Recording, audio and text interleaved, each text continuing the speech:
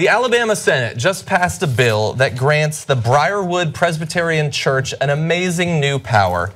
The bill would endow the church with the power to, quote, appoint and employ one or more persons to act as police officers, and would give members of the church police department, let's not pass that over too fast, all of the powers of law enforcement officers in this state.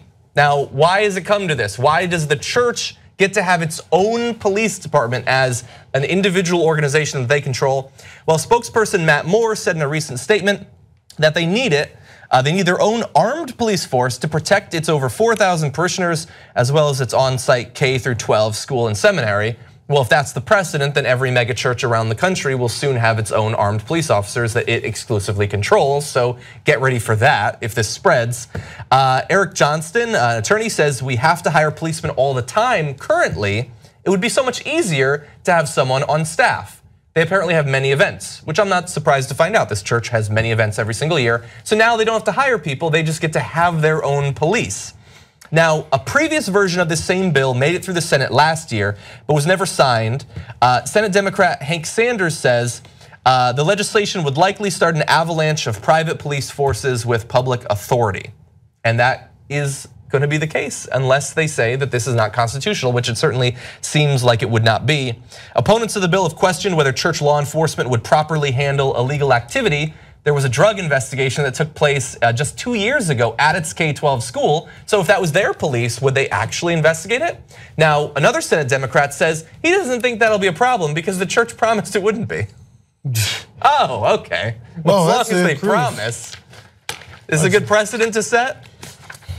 This is crazy. I do believe it's unconstitutional. Public money should not go toward any religion. I don't care what your religion is. And I mean, this does set a really bad precedent. If this is allowed to happen in this one church in Alabama, why wouldn't other churches or temples or synagogues or mosques be able to do the exact same thing? Taxpayer money should be used to help people in ways that are not tied to religion, that are not always tied to war, that are not always tied to things that are actually detrimental, right? And I'm not saying religion is a bad thing.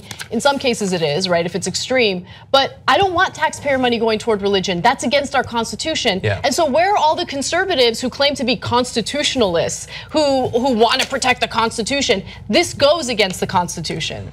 There's so many aspects of this. There's already loose gun laws in Alabama.